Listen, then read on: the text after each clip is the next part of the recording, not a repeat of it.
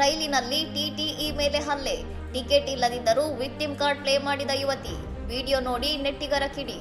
Ticket ಇಲ್ಲದೆ ರೈಲಿನಲ್ಲಿ ಪ್ರಯಾಣಿಸುತ್ತಿದ್ದ ಯುವತಿಯೊಬ್ಬಳು ಕರ್ತವ್ಯ ನಿರತ ಟಿಟಿಇ ಬಳಿ ಟಿಕೆಟ್ ಕೇಳಿದ್ದಕ್ಕೆ ಅವರ ಮೇಲೆ ಹಲ್ಲೆ ನಡೆಸಿ ಸುಳ್ಳು ಆರೋಪ ಹೊರಿಸಿರುವ ವಿಡಿಯೋ ವೈರಲ್ ಆಗಿದೆ.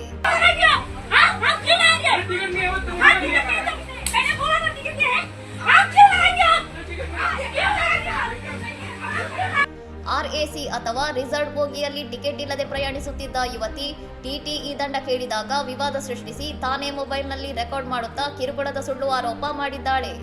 ವೈರಲ್ ಆಗಿರುವ ವಿಡಿಯೋದಲ್ಲಿ ಟಿಟಿಇ ಅತ್ಯಂತ ಸೌಮ್ಯವಾಗಿ ಮತ್ತು ನಿಯಮಬದ್ಧವಾಗಿ ವರ್ತಿಸಿರುವುದು ಸ್ಪಷ್ಟವಾಗಿದ್ದು, ಯುವತಿ ತನ್ನ ತಪ್ಪಿನಿಂದ ಪಾರಾಗಲು ಮಹಿಳಾ ಹಕ್ಕುಗಳನ್ನು ದುರುಪಯೋಗಪಡಿಸಿಕೊಳ್ಳುತ್ತಿದ್ದಾಳೆ ಎಂದು ನೆಟ್ಟಿಗರು ಆಕ್ರೋಶ ವ್ಯಕ್ತಪಡಿಸಿದ್ದಾರೆ.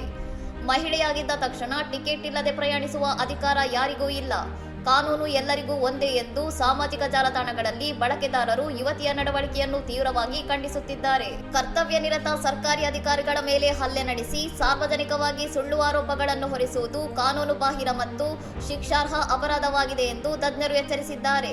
ಸದ್ಯ ರೈಲ್ವೆ ಇಲಾಖೆ ಘಟನೆಯ ಬಗ್ಗೆ ಅಧಿಕೃತ ತನಿಖೆಗೆ ಮುಂದಾಗಿದ್ದು, ಈ ವಿವಾದದ ಸತ್ಯಾಸತ್ಯತೆ ತನಿಖೆಯ ನಂತರವೇ ಸಂಪೂರ್ಣವಾಗಿ ಹೊರಬರಲಿದೆ. ಇನ್ನಷ್ಟು ಸುದ್ದಿಗಳಿಗಾಗಿ ನೋಡ್ತಾ ಇರಿ ಸೌರಂ ಟಿವಿ.